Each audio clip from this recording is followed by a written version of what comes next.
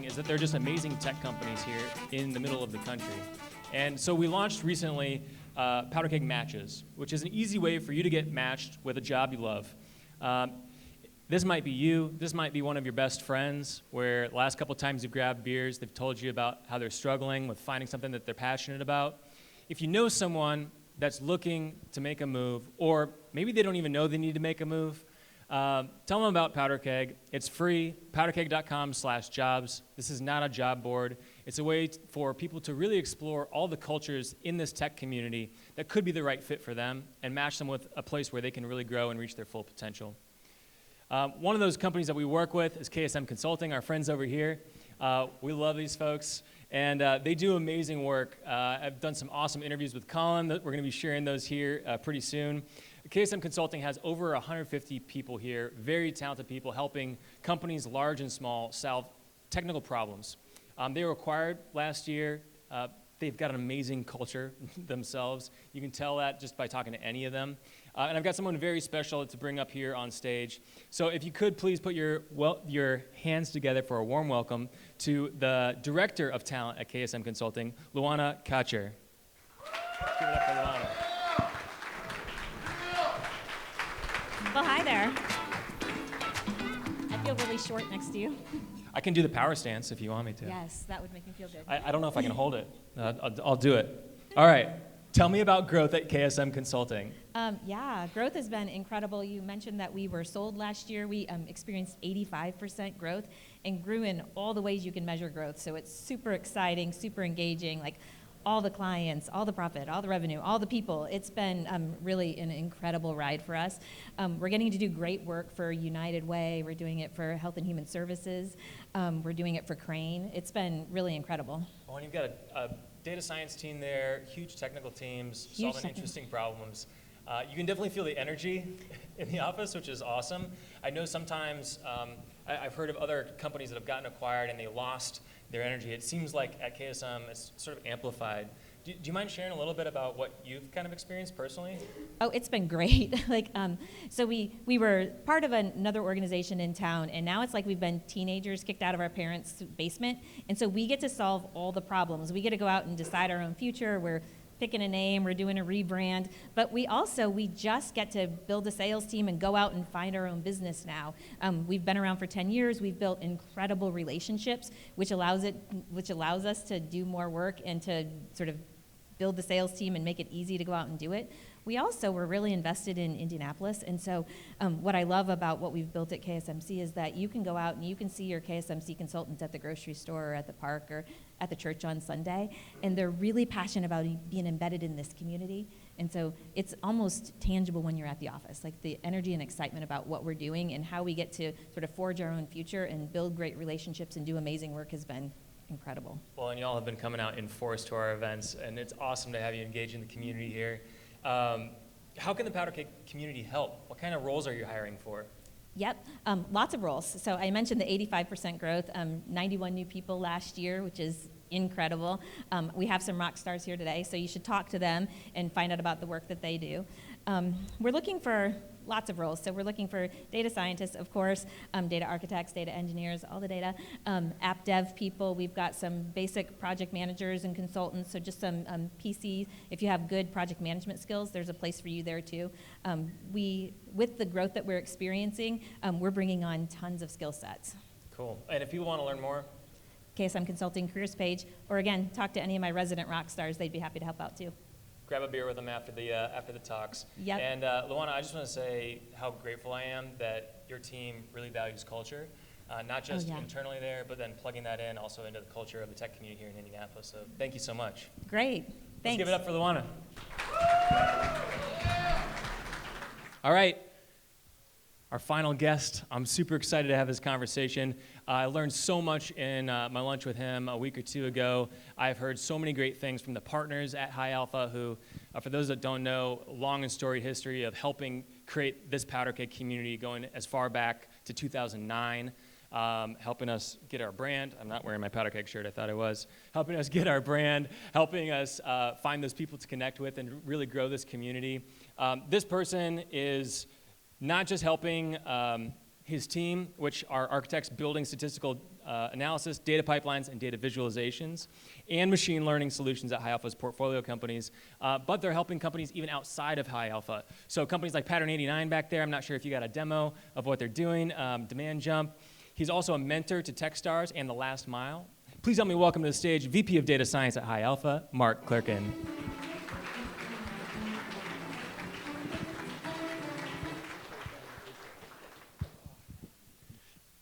Mark, it's really hard to pick just one story to try to dive into, but what I want to start with is you left us here in Indianapolis. Good news is you're back, although we've cut your microphone, because when they heard that you left Indianapolis, they were just like, nope, you're done. I totally understand. You gave a little hat tip to the partners at High Alpha. Thanks to them and what happened with ExactTarget and Salesforce here, the tech community is completely transformed from where it was 10 or 15 years ago. So for me, coming out of school, I really was hunting for the most technical job that I could find, which took me to a bigger market. It took me to Chicago, and then things went from there. But now there's such a robust tech scene here that it's easy to come back in, plug in, and have amazing jobs, or for the people who are coming out of university right now, or people who are making midlife career changes, there's a lot going on. What was that like, making that decision? Was it a no-brainer, or did you really have to kind of weigh the options? I'm not sure, to be honest. It was a perceived kind of thing where I thought there were bigger opportunities externally. Maybe there were here. I mean, obviously, that was right in the middle of the rise of ExactTarget and other companies like Interactive Intelligence and a lot of other folks who've been successful. So it might have just been a perception, but I definitely think that perception's changed now. So you definitely work with a lot of data scientists, a lot of tech teams, but you also work with a lot of CDOs, non-technical folks. Can you talk to me a little bit about why it's important, whether you're technical or not, to understand, at least at a 10,000-foot view, data science? Well, absolutely. I mean, one of the things that I've learned at High Alpha and come to appreciate a lot is the customer. I came from a quantitative hedge fund before this, and we were like proprietary money, so we didn't even have external partners. But now learning how to interface with customers, how to talk to partners, really kind of emphasize the importance of being able to both speak plain English and then speak math. And so being able to bridge that gap is incredibly important because, you know, any business is a team sport and everybody needs to be on the same page in order to win. So for those that are non-technical, not looking to become a data scientist, what would you encourage them to get to in terms at least of a certain bar of knowledgeability of data science?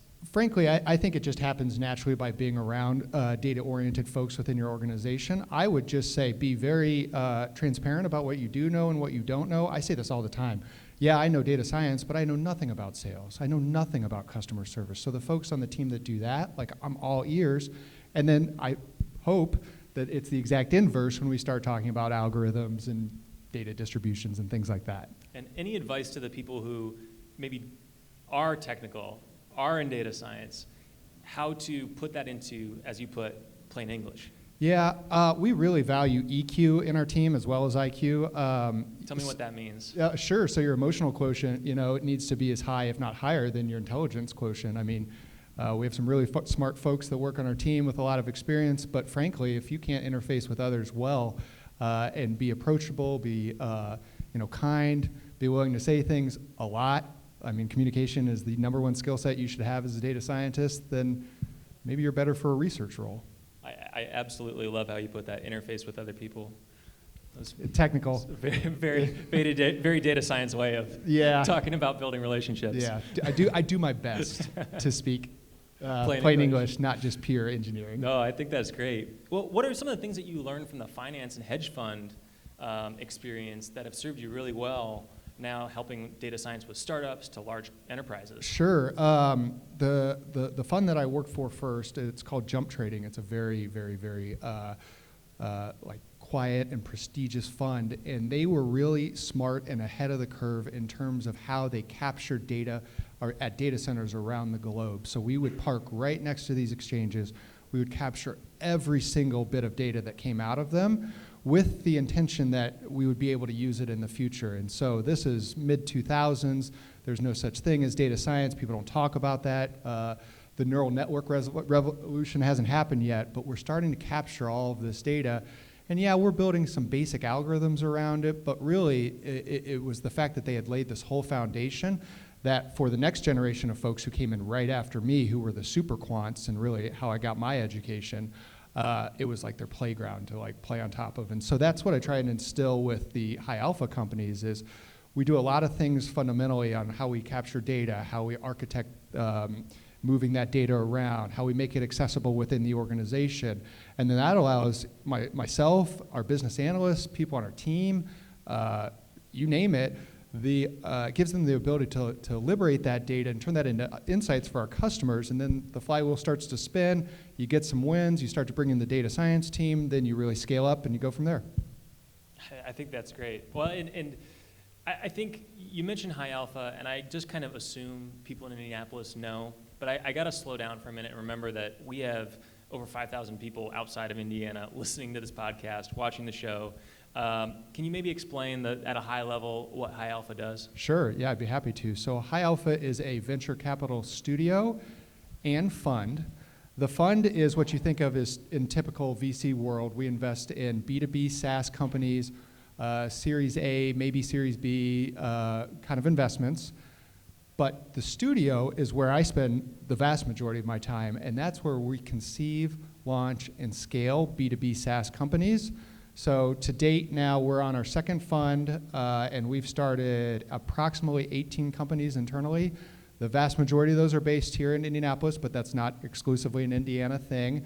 And a lot of those companies are going on to do really great things. They've raised a ton of money. We've created 500 jobs.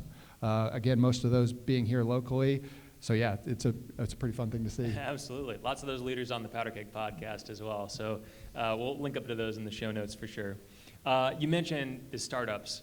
Talk to me a little bit about why startups or even enterprises starting a new project need to be thinking about data science from the very beginning of a project.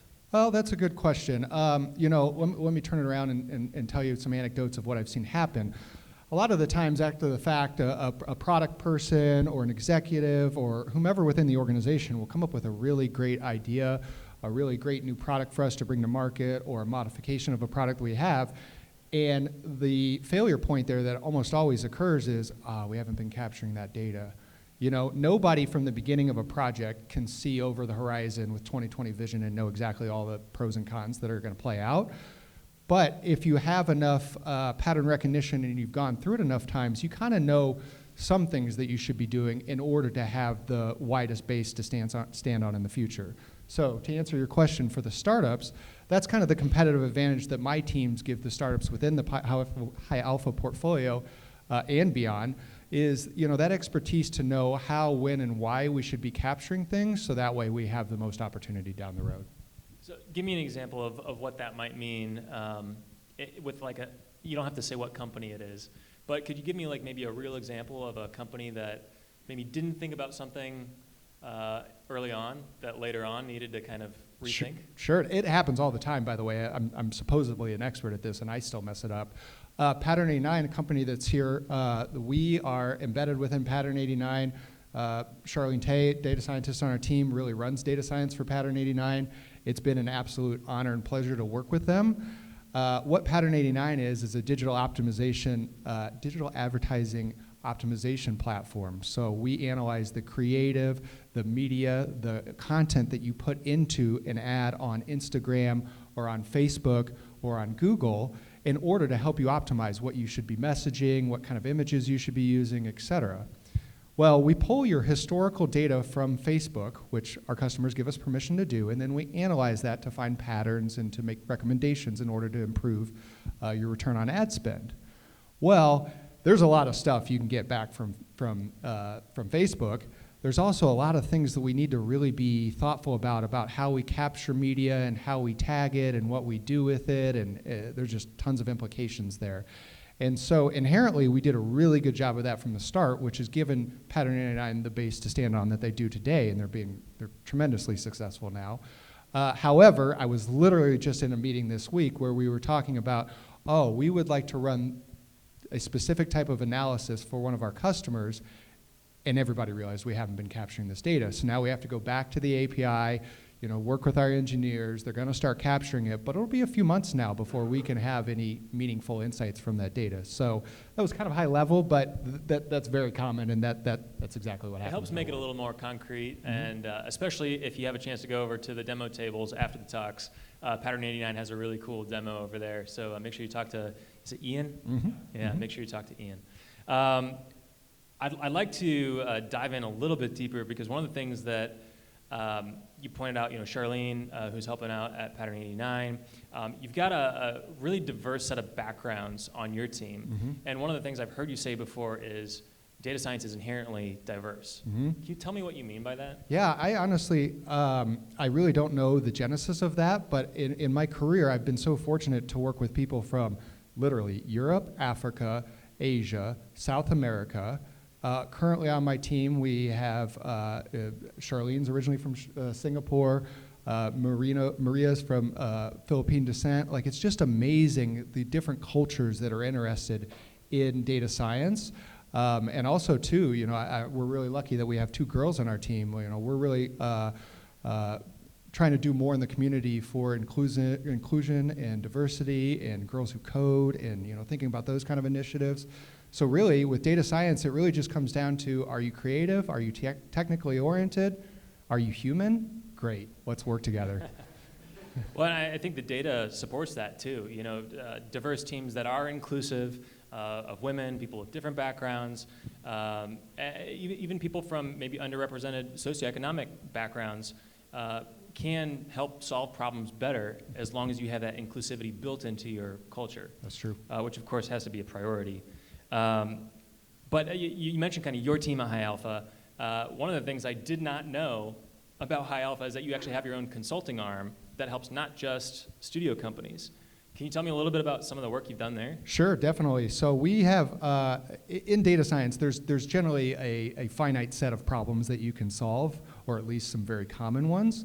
So once you build up that muscle and you've done it a few times and you know exactly the routine to go through, you've got this kind of IP. And so our group started to say, you know what, we could leverage this and utilize it outside of the portfolio. So as I mentioned at the beginning, High Alpha is both a studio and traditional venture capital fund. Well, we've started partnering with some of the folks that we've made investments in to leverage some of that technology. I can give you a specific example. Rise Science is one of our portfolio our studio, nope, I'll do it again, portfolio companies. And they are a sleep tracking app that tracks your sleep and then correlates that to your performance at work.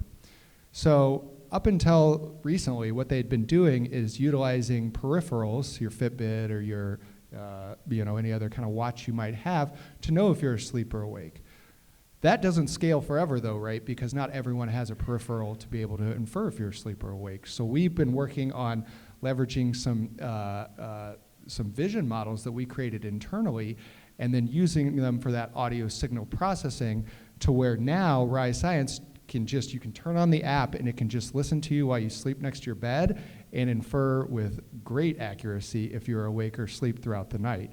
So that's just an example of leveraging some stuff we built internally, changing it just a little bit, and utilizing it externally. My fiance is going to be mad at you that you told me about this, because I literally was like, oh, I can't use it because I'm out of wrist. I've got Whoop on my right, I've got an Apple Watch on my left, but now I can just use my phone. That's right, we got you covered. Third thing for me to track sleep. That's Yes. great. All right, I'm going to go home and download it today. So finally, I know we could talk forever about data science, and we can continue this conversation after the talk, but for those that want to continue to learn about data science, are there any blogs or podcasts or even people to follow on Twitter or whatever platform? It's amazing how much information is out there now. Yeah. When I started, it was as dry as could be. It was just papers. And now, there's Towards Data Science, which is a Medium blog post. There's all sorts of just technical blogs, like if you're reading Uber engineering or, what's going on at Airbnb.